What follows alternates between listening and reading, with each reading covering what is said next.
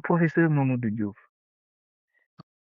Le professeur Mamadou Diouf, pour moi, a la conception la plus correcte et la plus horizontale d'un État panafricain.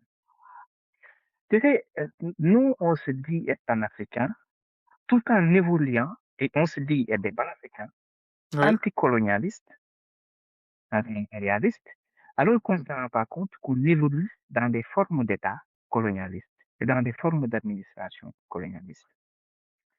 C'est ça le Mhm. facteur bloquant principal dont on ne se rend pas compte.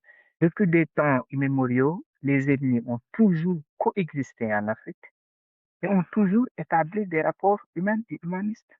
Et dans ce qu'ils théorisent en État, ils parlent d'État multinational, multination, c'est-à-dire d'un État où il y a plusieurs nations dans le même État.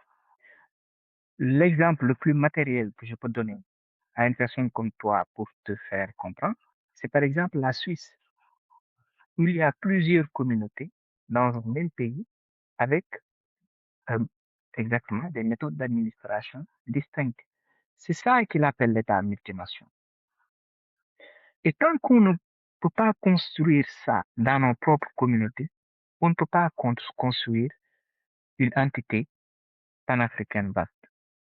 Parce qu'on va se retrouver, prends l'exemple de ce qui se passe au Mali, par exemple. C'est des distinctions d'ethnie, ils ont favorisé un tel, ils ont favorisé un tel. La question de la Casamance au Sénégal, ça a été une question d'enclavement.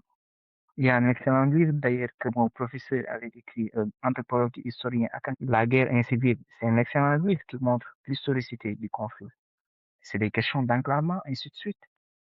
Ce qui se passe au Mali quand les autres églises. Je ne veux pas trop entrer dans ce débat, mais qu'on soit capable de concevoir des États où il y a plusieurs nations et qu'on ne fondamentalise pas en soi la nation. C'est qu'on ne se dise pas qu'en faisant de ces ethnies-là ou de ces communautés-là des nations, on délègue de notre souveraineté. Non, mais plutôt qu'on enrichit notre forme d'État, qu'on enrichit notre forme de vie communautaire.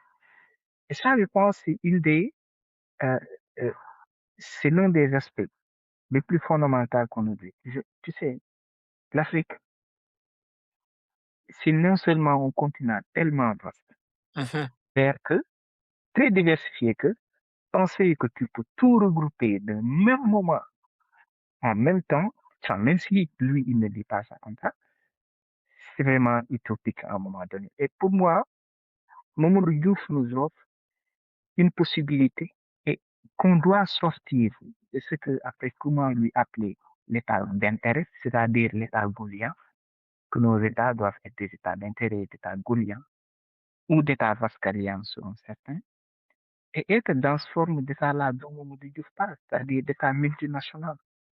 Et c'est D'accord. comme ça que des communautés vont se raccorder avec d'autres communautés, et c'est à travers ces communautés-là que va se construire les premiers liens du panafricanisme.